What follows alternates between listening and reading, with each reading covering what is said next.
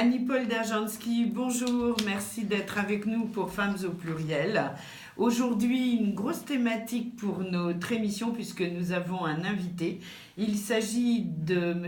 Amir Aslani, avocat iranien, spécialiste de l'Iran. Vous avez publié Le retour de ta Perse il y a quelques années. Et donc, on va parler de l'actualité iranienne et du nouveau statut des femmes en Iran qui ont le droit de ne plus porter le voile. Annie-Paul, la parole est à toi. Alors écoute, il a publié Le retour de la Perse. Et ça, c'était son premier livre en 2009, car depuis, il a publié Iran et États-Unis, les amis de demain, Arabie Saoudite, de l'influence à la décadence. Il a également publié, je crois, un livre sur Israël ou sur les Juifs, parce Absolument. que c'est quelque chose qui l'intéresse, n'est-ce pas, Maître Aslani? L'ouvrage s'appelle Iran-Israël, Juifs et Perses. Et j'analyse l'histoire entre ces deux peuples. Et vous êtes iranien, c'est-à-dire que c'est quelque chose d'important, Lise, qu'il faut préciser, parce qu'aujourd'hui, on voit, surtout chez nos confrères, nos consoeurs, toutes ces chaînes de télé, vous savez, en information continue, où on nous fait défiler les experts de U à Dia, qui sont experts, on ne sait pas d'où. Monsieur Maître Aslani, il n'est pas expert, il est avocat, mais il sait de quoi il parle. Parce que vous êtes né en Iran, Maître. Je suis né en Iran il y a 52 ans. Je suis parfaitement persanophone. Je m'y rends régulièrement. Et je m'intéresse particulièrement au sort de l'Iran au sein de cette entité amorphe et mouvante qu'est le Moyen-Orient. Et de plus, en tant qu'avocat, vous avez eu la charge de récupérer, alors dans un autre conflit, les biens irakiens pour le nouveau gouvernement. Voilà, je suis spécialisé un peu dans le conseil aux États souverains, dans la récupération des avoirs détournés, et le cabinet agit dans l'intérêt de l'État irakien, effectivement, depuis la chute de Saddam, et nous sommes intervenus dans la récupération des avoirs détournés à hauteur de 1,8 milliard d'euros. Wow. Alors, maître, on revient, on est dans une émission de femmes, hein. On s'adresse aux femmes. Bon, les hommes ont le droit d'écouter aussi, surtout aujourd'hui. Non, ils doivent, c'est pas qu'ils ont le droit, c'est qu'ils doivent. Ils doivent écouter. Alors, maître, où on en est aujourd'hui du statut des femmes en Iran, qui depuis 1979 avait l'obligation de sortir voilée sous peine d'être arrêtée par la police des mœurs.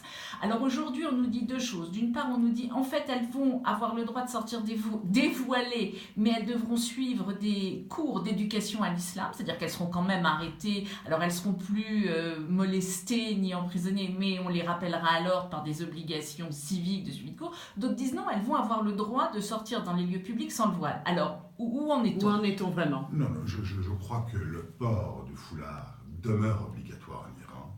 Je n'ai personnellement le souvenir d'aucun cas particulier où les femmes peuvent sortir dans la rue non voilées. Ce qui s'est passé en fait, c'est que dans la foulée des émeutes qui ont secoué l'Iran ces dernières semaines, le président iranien a pris l'initiative de rappeler justement ces forces de l'ordre qui sont en charge de faire respecter les mœurs islamiques, de ne pas harceler les gens de par leur non-conformité avec les principes de l'islam. Et donc, dès lors que ces forces de l'ordre sont confrontées à une femme qui ne porterait pas correctement le foulard, c'est-à-dire la moitié sur la tête, au lieu de l'arrêter, eh bien, ces forces auraient pour responsabilité de lui remonter les bretelles et de lui apprendre qu'une bonne musulmane doit porter le foulard. Donc, on n'est pas du tout dans un cas où le foulard n'est plus obligatoire. Alors, qu'est-ce que des hommes comme vous, qui sont, j'ai envie de dire, occidentalisés, vous êtes installés en France depuis combien d'années? Depuis maintenant 40 ans, depuis 79. Ah oui, donc ça fait un certain nombre d'années que vous faites, j'ai envie de dire, le go-between entre Téhéran et Paris. Quel est votre poids, quelle est votre influence vers les autorités iraniennes pour, j'ai envie de dire, faire en sorte que la femme puisse avoir les mêmes droits que la femme occidentale? Alors mon poids totalement insignifiant, mon influence inexistante.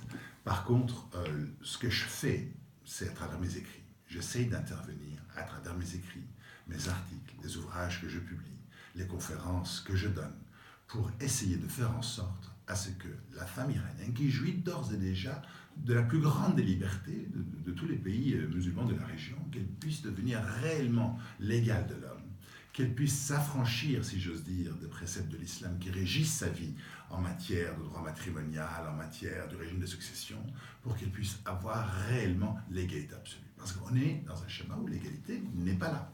Si vous voulez, la grande particularité de l'Iran par rapport aux autres pays de la région, c'est que l'Iran est une civilisation.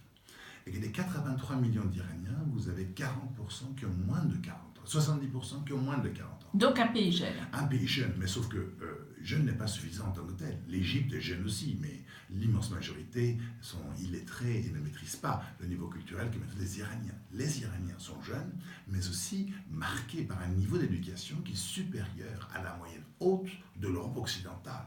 La première femme prix Fields, qui est le Nobel de mathématiques, est une Iranienne. La première femme musulmane prix Nobel est une Iranienne. Donc les Iraniens sont jeunes, mais ils sont aussi extraordinairement éduqués. À côté de ça, en plus de la jeunesse, en plus de l'éducation, vous avez une population qui est totalement connectée à l'Internet. Donc les Iraniens savent ce qui se passe dans le monde. Le taux de connectivité à l'Internet en Iran est équivalent à celui d'Israël. C'est dire.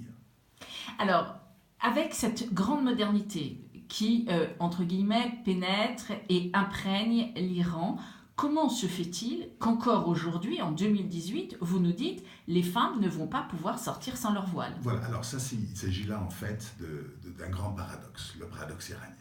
L'Iran est un pays musulman, même si c'est un pays chiite, il n'en a pas moins que c'est un pays musulman, mais le peuple iranien est probablement le peuple le plus séculier de tous les pays musulmans dans le monde. Donc là, en fait, on a un paradoxe. Qu'est-ce qui fait que c'est comme ça? Eh bien, c'est la nature de la révolution iranienne, qui est une révolution qui a amené au pouvoir une théocratie. La seule théocratie qui opère dans le monde aujourd'hui est la théocratie iranienne. Alors comment se fait-il qu'il n'y ait pas plus d'opposition que ça? Parce qu'on a vu même le gouvernement communiste archaïque soviétique a fini par tomber. Comment se fait-il que ce gouvernement islamiste ne tombe pas? Ce n'est pas un gouvernement islamiste, parce que quand on parle d'islamisme, on imagine Daesh, etc. C'est un gouvernement islamique. Qu'est-ce qui fait que? Parce qu'en Iran, malgré ce que l'on peut croire ou imaginer, il y a une forme de démocratie. Je dirais il y a une forme de semi-démocratie dans le sens où vous avez tous les 4 ans des élections présidentielles et parlementaires qui ont lieu. Et ces élections-là, en fait, permettent aux Iraniens de s'exprimer. Donc la possibilité pour les Iraniens de manifester leur position se réalise à travers une participation électorale. La dernière élection présidentielle en Iran a vu s'opposer le candidat Rouhani, qui est un candidat pragmatique et modéré, par rapport à un certain Raisi, qui incarnait la dimension la plus conservatrice du pouvoir. Et les Iraniens ont massivement voté pour la candidature de Rouhani, qui incarnait en fait cette ouverture vers l'Occident et cette plus grande tolérance. Mais alors, comment se fait-il qu'ayant voté pour cette ouverture vers l'Occident, on en est toujours à un statut de la femme, entre guillemets, archaïque? Et est-il possible pour des femmes, il avait été question à une époque, que la femme d'un des leaders musulmans se présente aux élections? Où on en est du rôle des femmes en politique? Les femmes sont éligibles, elles ont le droit de vote à l'instar des hommes. Donc il y a, si vous voulez, d'un point de vue institutionnel, une égalité totale entre la femme et l'homme. Je relativise. La femme, par exemple, ne peut devenir magistrat. Il n'y a malheureusement, malgré les engagements pris par le candidat Rouhani, aucune femme dans son gouvernement. Ah, c'est ça. Aucune femme, alors qu'il avait dit qu'il y aurait des femmes. Et peut-être ça va venir, non? Ça va venir, je pense que cette histoire d'émeute qui a secoué l'Iran il y a 15 jours va justement donner l'occasion au président Rouhani de mettre en pratique ce à quoi il s'est engagé. Parce que là, il y a un conflit entre ceux qui veulent l'ouverture de l'Iran vers l'étranger et ceux qui veulent sa fermeture en la personne des conservateurs. Donc je pense qu'aujourd'hui, il y a une opportunité. Et je pense que Rouhani essaye de saisir cette opportunité. D'ailleurs, la phrase en question qui vous a fait croire que les femmes peuvent ne pas porter le foulard est une phrase que le président iranien a tenue après les événements. Donc, il y a aujourd'hui, si vous voulez, une possibilité que le pays change. Et d'ailleurs, ce changement-là est inéluctable. Je dirais que ce qui va entraîner le changement en Iran, davantage que la démocratie, c'est la démographie.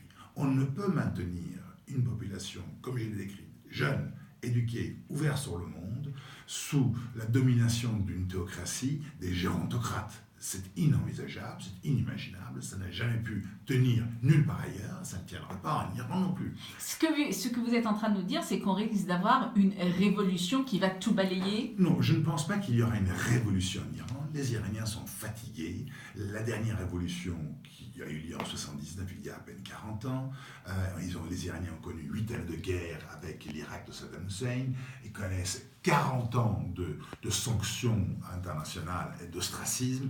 Les Iraniens sont fatigués. Ils veulent juste simplement vivre, échanger avec le monde, que le peuple iranien puisse s'intégrer dans le concert des nations. Il n'y aura pas de révolution. Il y aura Même du côté évolution. des femmes? Même du côté des femmes? Les femmes, si vous voulez, en Iran ont un sort différent, par exemple, du sort qu'il leur est réservé en Arabie Saoudite ou ailleurs. Si vous allez dans les rues de Téhéran, vous voyez les femmes qui travaillent. Les femmes sont élues. Je m'excuse, je vous interromps. Les femmes peuvent conduire en Iran. Les femmes conduisent sans aucune difficulté. D'accord.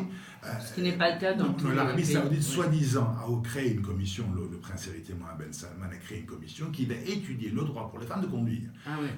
Le sort des femmes, même si c'est un sort que l'on peut espérer s'améliorer radicalement dans le temps, n'est pas un sort qui est comparable au sort de la femme arabe de la région, en particulier la femme saoudienne, voilà. voire même avec la femme turque. C'est-à-dire? La femme iranienne est une femme éduquée et qui travaille. Mais en Turquie aussi, il y a des Oui, universités. sauf que vous avez, si vous voulez, bien entendu, pas autant qu'en Iran, mais en Turquie, vous voyez la pression sociale qui existe. Oui. N'oublions pas qu'en Turquie, vous avez au pouvoir M. Erdogan qui incarne une branche des frères musulmans. Et que l'opposition en Turquie, l'opposition qui était censée être derrière le coup d'État manqué d'il y a quelques mois, était diligentée par un certain Fethullah Gülen, basé en Pennsylvanie, qui lui incarne le salafisme. Ah oui. Aujourd'hui, en fait, l'opposition en Turquie est le salafisme, et ceux qui sont au pouvoir, c'est les frères musulmans. Ce n'est pas le cas en Iran. Et le peuple turc, si vous voulez, depuis l'amélioration économique du sort de l'Anatolie, est composé d'un peuple très traditionnel, très religieux. Alors qu'en Iran, par exemple, les femmes représentent les 2/3 des étudiants universitaires. Incomparable avec le sort qu'il a réservé dans les pays arabes ou la Turquie. Alors, je reviens quand même, on a vu quand même que c'est une jeune femme qui, il y a quelques semaines, a enlevé son voile. Et que c'est quelques femmes qui ont dit, nous voulons sortir sans le voile sur la tête. Ces femmes-là, elles ne vont plus élever la voix, elles vont se contenter de ce qu'on leur donne aujourd'hui? Les femmes ont toujours été courageuses en Iran, en tout cas beaucoup plus courageuses que les hommes. Et quand on a vu cette femme monter sur cette voiture et ôter le foulard, c'était une expression très symbolique de la volonté des femmes iraniennes, dans leur majorité, de se débarrasser de ce foulard, qui est quand même le symbole de la domination des préceptes de l'islam dans une société qui est aujourd'hui totalement séculière. Donc inéluctablement, la question du foulard va disparaître et l'État n'aura d'autre choix que de permettre aux femmes de choisir, oui ou non, elles souhaitent porter le foulard. Donc on s'achemine vers une loi qui va permettre de sortir sans foulard. Je dirais qu'on s'achemine vers l'abrogation d'une loi qui impose une tenue islamique aux femmes. Eh bien, Maître Amir Aslani, merci. Oui, on va se retrouver juste après. On va marquer une pause. Je rappelle aux auditeurs que vous écoutez Femmes au pluriel, une émission d'Annie-Paul Dajansky. Notre invité ce matin, Ardavan Amir Aslani, qui est l'auteur de nombreux livres, dont Iran, le retour de la Perse, paru aux éditions Jean Picolec. On reste ensemble, on se retrouve juste après. Tu prévois Noah, Babel au cas où. Tu reprends ? Je reprends, ok. Alors attends, j'essaye de voir ce que ça a donné.